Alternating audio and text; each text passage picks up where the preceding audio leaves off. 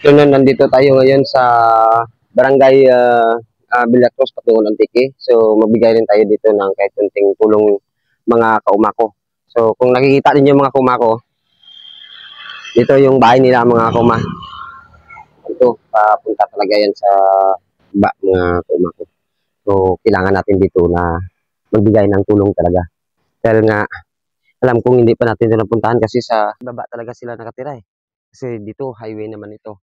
So, talagang tago yung bahay nila. So, puntahan natin mga kumako. So, tawagin natin kung mayroong tao o wala. Tao! So, tingnan natin mga kuma. Yan yung bahay nila, mga kaumako. So, dyan tayo pupunta. Tao! Oh, mayroon pala tao. So, puntahan natin mga kaumako. So, kamusta po kayo, ate?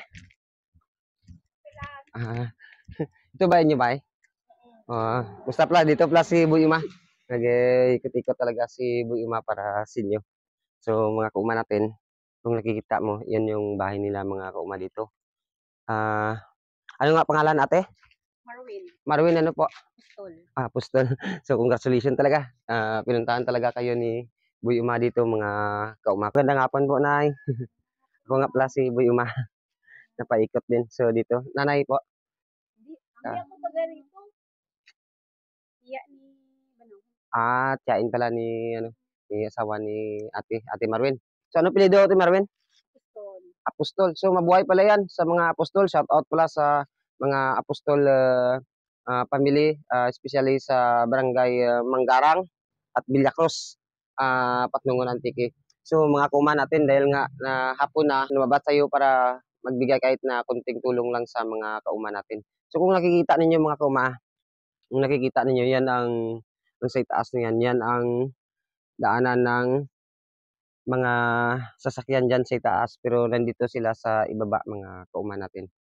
So, hindi na tayo magpapahuli mga kauma natin, dahil magbigay tayo dito ng kahit kunting tulong man lang sa mga kauma natin. So, ate, napalag ka talaga sa araw na ito dahil magbigay talaga si Bu Uma ng kunting tulong para sa inyo. So, bigas, ate.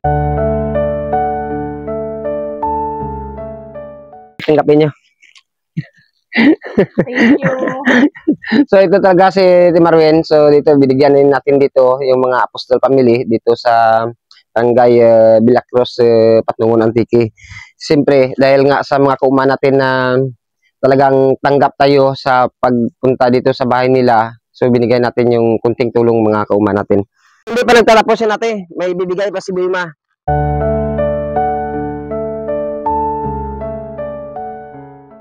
Grocery, ate. Salamat. Kaya nga, binigay talaga natin yung mga grocery at saka yung bigas na bigyan na natin dito kay Ate Marwin, dahil siya talaga ang mapalad sa araw na ito. Hindi pa nagtatapos yun, ate. May bibigay pa si Bu Uma para sa iyo. Dahil nga sa kabutihan mo rin, may bibigay rin si Bu Uma sa inyo, ang Ate Marwin. Na hindi mo talaga makakalimutan. Souvenir